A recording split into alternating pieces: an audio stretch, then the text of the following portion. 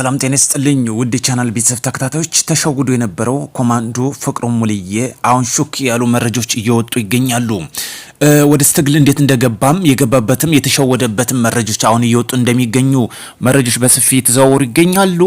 በተለይ ኮማንዶ ፍቅሩ ከማንረሳው ለሀገር ሉዓላዊነት ከሰራቸው ታላቅ ጀብዶች በሰሜኑ ጦርነት ጊዜ ህወሓት ወረራ ባደረገችበት ጊዜ ከጓዶቹ ጋር ሲዋደቅ የነበረ ጀግና ነው። ይህን እንግዲህ በዜሮ ልናባዘው የማንችል ትልቅ አሻራ ለሀገሩ ያስቀመጠ ነው። ነገር ግን ከተሸወደበትና ሴራው ወደዚህ ትግል ውስጥ ከተቀላቀለበት ዋነኛ መረጃዎች ከወጡት አሁን በይፋ እየተነገረ ይገኛል፣ ወይም ደግሞ በሶሻል ሚዲያም እየተዘዋወረ ይገኛል። ከዛ በፊት ግን አንድ መረጃ አለ። የሶሻል ሚዲያ ጦረኞች ወይም አክቲቪስት ነን የሚሉት እነ ሙልጌታ አንበርብርና እነ ሞገስ ሽፈራው ስለሱ በጥላቻ መልኩ አሁንም እየለቀቁ ይገኛሉ። በጣም ከሚገርመኝ እነዚህ በአንድ ግንባር የማይሰለፉ ወይም ተሰልፈው የማያውቁ የሶሻል ሚዲያ ጨዋዎች ወይም ደግሞ ጦረተኞች ስለዚህ ሰው ሞራል የመናገርም አይኖራቸውም። ምክንያቱም ይሄ በተግባር ያሳየ ጉዳይ ነው።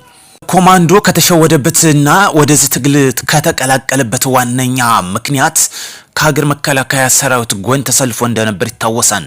ከዛ ወደዚህ ያፈነገጠበት የአማራ ልዩ ኃይል ሲበተን አማራን ለመግዛት አማራን ለማንበርከክ አማራን ጄኖሳይድ ሊፈጸም ነው የሚል ብቻ የተሞላ እንደነበር ወይም ደግሞ ግተውት እንደነበር ይህን አስተሳሰብ ነው መረጃው የሚያመላክተው። በዛ አስተሳሰብ ነው። ነገር ግን ውስጡን ሲረዳው የህወሓትና የሻዕቢያ ቅጥረኛ እንደነበር አክሎም ይገልጻል። ሴራው ተጠልፎ በማናውቀው ትግል ውስጥ ለነሱ ስናታግል እንደነበር ሹክ ይላል። እንግዲህ ብዙ መስዋዕትም ከፍሏን እንደተመለከት ነው። በተንቀሳቃሽ ቪዲዮዎችም እንደሚወጡት በተለይ የአማራ ፋኖ ብሔራዊ ንቅናቄ ዋና አዛዥም እንደነበር ይታወሳል። ይሄ በዚህ ብቻ አይደለም፣ ራሱም ዋጋ ሲከፍል እንደነበር ይታወቃል። ስለዚህ መንግስት የዘረጋልን ሰላም ጥሪ እንኳን በሰላም ተመለስ ወደ ቀድሞ አቋሙ የሀገር ፍቅር ያለበትን ዛሬም እንዳልፋቀው ይታወሳል። የሀገር ፍቅሩን እንደያዘ ነገር ግን የሀሳብ እንደሸወዱት ነበር የሚታወሰው። ብዙዎች አሁን እየጮሁ ይገኛሉ ስለሱ ጉዳይ።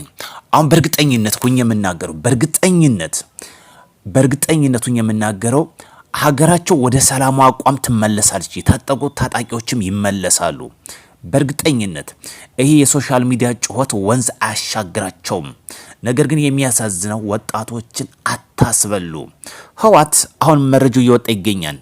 በርካታ የፋብሪካ ማሽኖችን እየተነቀሉ ወደ ሻዕቢያ እየተወሰዱ መሆን መረጃዎች ተንቀሳቃሽ ሁሉ ወጣዋን። እሱን የምመለስበት መረጃ ነው። ሌሎችም የተወሰደ ኦፕሬሽን አለ። ይሄ ሁሉ አስደምጣችኋለሁ። ሰላም ለሀገራችን ያድርግ፣ ጽንፈኝነት ይውደም፣ ሰላም ይስፈን። ላይክ፣ ሼር፣ ሰብስክራይብ ማድረግ እንዳይረሳ። ሀገራችን የሚያስፈልጋት ሰላም ብቻ ነው። ስለ ፍቅሩ ሙልዬ በርካቶች አሁን ጥላቻ ሲሰው የክብር መስዋዕት እጅ ሲሰጡ ሌላ ስም መስጠት፣ ይሄ አይደለም ትግል፣ ይሄ አይደለም የትግል አቋም። እነ ዘመነ ካሴ ማንሳት ይቻላል። አሁን እንመልከት። የአፈር መዳበሪያ በእጀባ መልኩ እየተንቀሳቀሰ ነው ሰሞኑን። ይሄ የመጣው ከናንተ አንጻር ነው። ይሄ እውነታ ሊሸፈን አያስፈልገውም። ይሄ 3 ዓመት ትግል ነፃ እናወጣለን ብላችሁ የአፈር መዳበሪያ ለማህበረሰብ የሚያገለግል ለማህበረሰብ የማትራሩ መሆኑን በተግባር ያሳያችሁ ጉዳይ ነው። ስለዚህ ይሄን እያየ እንዴት ትግል ውስጥ ሊቆይ ይችላል? ፍቅሩ ሙልዬ የተቀበለው ትክክለኛና ተገቢ መንገድ ነው። ሰሞኑ የአፈር መዳበሪያ መንግስት ከዞን እስከ ቀበሌ ድረስ እያጓጓዘ ይገኛል። ይህ የሆነበት ያለው ግን በእጀባ ነው፣ በጸጥታ አካላት ነው ታጅቦን እየተጓጓዘ ያለው። እናንተን እንደዚህ መደገፍ ይቻላል ወይ? ይሄን እያየን መደገፍ ይቻላል ወይ? ይሄ ነው የፋኖ ትግል፣ ይሄ ነው የዘርዕፋ ቡድን ስብስብ መሆኑን በግልጽ የሚያሳይ። ስለዚህ ጦርነት አይጠቅምም፣ ወደ ሰላም ተመለሱ። ስራችሁ፣ ተግባራችሁ በግልጽ ያሳያል። ኢብን እንኳን ሌላውን ተውና ለአፈር መዳበሪያ የማትራሩ ይሄን እንዴት መደገፍ ይቻላል? ባጭሩ ወንዝ አትሻገሩም፣ ከሰፈርም አትወጡም። በሶሻል ሚዲያ ካሳያችሁት የሻዕቢያ የህወሓት እና የጽንፈኛው ቡድን 3 ስብስብ ባንድ ላይ በመሆን ባለፈው ጋይንት ላይ የገባችሁት ንፋስ መውጫ ላይ የገባችሁት ጀብድ ሰራን፣ ተቆጣጠርና ያገዛዙን ኃይል አፈረስነ። እነዚህ ያለ የሌላችሁን ኃይላችሁ ተጠቅማችሁ የምታሳዩት ጩኸት የትም አያደርስም። ሴሮ ይታወቃል።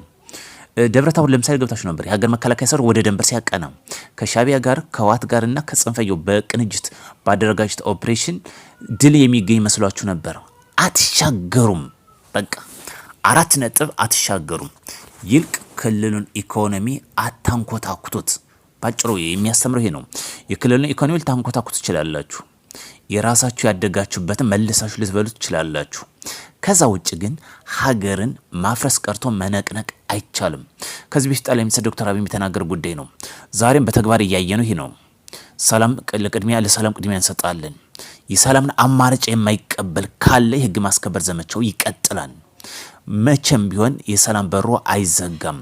በተናጠልም በግሩፕም ስትመጡ መንግስት እየተቀበለ ይገኛል። መጨረሻ መናገር የምፈልገው እነ ዘመነ ካሴ፣ እነ ምሬ ወዳጄ፣ እነ ሀብቴ ወልዴ፣ እነ መከተው ማሙ እነዚህ እኮ አንጥ ይተኩስ አያውቁም። አሁን ቁጭ ብለው እኮ ወጣቱን እያስበሉ ያሉት እነዚህ አሁን እኮ አዛዥ ናቸው፣ ንጉስ ናቸው፣ የጫካ ንጉስ እኮ ናቸው። የጽንፈኛ ቡድን ንጉስ ነን ብለው ራሳቸውን የሾሙ ናቸው። እነዚህ በወጣት ደም እየነገዱ ያሉ ናቸው። እነዚህን ተሸክመን 4 ኪሎ የምናስገባበት ሞራል የለም። ባጭሩ ደግሞም አይሳካም። እነዚህ ሰዎች በተለይ ዘመነ ካሴ አንድ ጥይት ተኩሶ የማያውቅ ሰው ነው። ትጥቁን አሳምሮ መሳሪያ ይዞ ፎቶ መነሳት ሌላ ጉዳይ ነው። ስለ ፍቅር ሞልዬ ግን ሞራል ሊኖር አይችልም። ከሰሜን ጦርነት ኦፕሬሽን አብሮ ተሳተፈ ነው። በአሁንም ባለበት የተሳተፈ ነው። በሰላም መንገድም እጁ ይሰጣ ነው። በቃ አሻራውን አስቀምጦ አልፏል። ስለዚህ ልተቹ የምችሉበት ሞራል ሊኖራችሁ አይችልም። የፌስቡክ ጦረተኞችም ይሄን ጉዳይ ባጽም ታውቃላችሁ። አሁን ሌላ ስም መስጠት አያዋጣም። ሲሰዋ የክብር መስዋዕት አይጠቅምም። እናንተ ቁጭ ብላችሁ የምታደርጉት ሞራል የወጣቱን ህይወት ከመብላት አትታደጉትም። ሀገራችን ብሔራዊ ጥቅሟን ታስከብራለች። የአሰብ ጉዳይና የቀይ ባህር ይቀጥላል። ጽንፈኝነት ይውደም፣ ብሔርተኝነት ይውደም። አሁንም እየወጡ የሚገኙ ትኩስ መረጃዎች ወይም ደግሞ ኦፕሬሽን የተወሰዳለ እሱንም አስደምጣችኋለሁኝ። በአክብሮት ተጠብቁን ዘንድ በይጠየቅነ በሌላ መረጃ እስክንመጣ አሁን እየወጣ የሚገኝ ነው። እሱን ማጠናከሪያውን የማስደምጣችሁ ይሆናል።